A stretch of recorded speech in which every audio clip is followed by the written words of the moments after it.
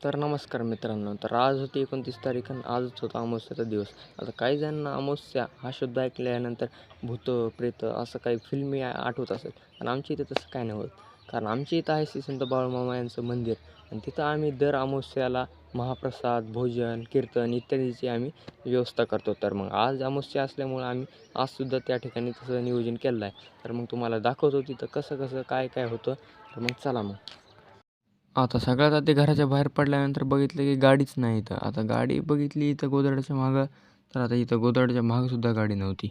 मंदिराकडे जाताना आता इथं बघितली की आमची गाडी तर काय इथं दारामध्ये नव्हती. मग मी मंदिराकडे निघालोच होतो तोपर्यंत मग हा माझा भाचा आला होता. मग त्याला घरचे म्हणले दुकानाकडे ने. आता दुकानला गेल्यानंतर प्रत्येक लहान लेकराची आमच्या गावातली आवड असते ते मातीची पुडी. मग त्याला ती घेऊन गेली आणि तो घरी निघाला. मग मंदिराकडं असं तर रस्त्यानं जावं लागलं. हा जो रस्ता आहे तो मंदिराकडे जातो. मग हा आहे आमच्या गावाचा लास्टचा व्ह्यू.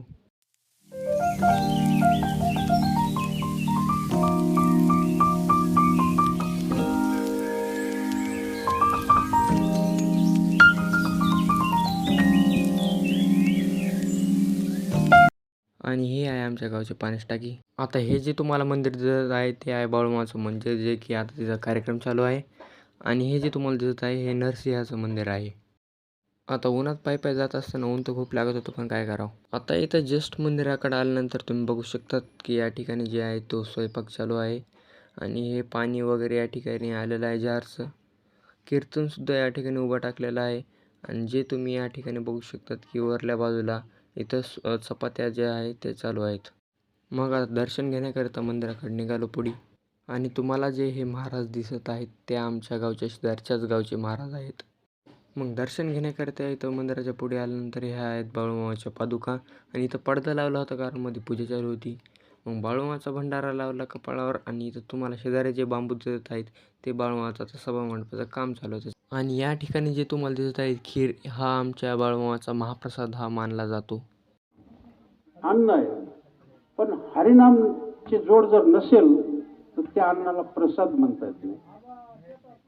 पंगत चालू आहे म्हणजे जेवून जा, पण हरिनामाची जोड जर असेल तर त्या हरिनामाने पवित्र झालेलं अन्न जर असेल.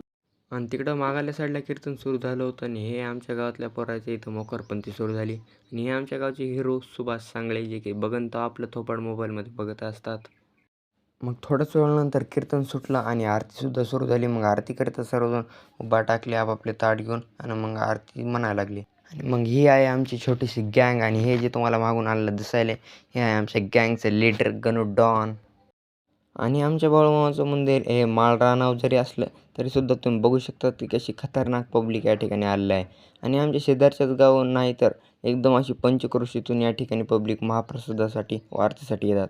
मग इथं पहिली पंगत जी आहे ती आमच्या गावातील महिला मंडळाची बसलेली होती. आणि आमच्याकडे जे आहे ते हे पाण्याचं कॉन्ट्रॅक्ट दिलं होतं. आणि ज्यांना वाढू वाटत नाही ते आम्ही इथं मस्तपैकी उभा टाकला होता. आणि जे हे तुम्हाला दिसत आहे आमच्या गावचे सुभाष सांगळे, जे बघन तेव्हा विचारत असतात की माझं लग्न होणार का नाही. नंतर आम्ही सर्वजण जेवायला तर बसला होता, पण वाढायला मात्र कोणीच नाही गेला. मग आम्हाला जेवत्या ताटावरून उठून असं एक एक एक घेऊन असं आम्हालाच घ्यावं लागलं. मग संध्याकाळ झाली, सर्वजण आपापल्या घरी गेले, पंक्ती वगैरे झालं. आणि पुन्हा तुम्ही बघू शकता की कसा नंबर 1चा सनसेट या ठिकाणी इथून दिसतो.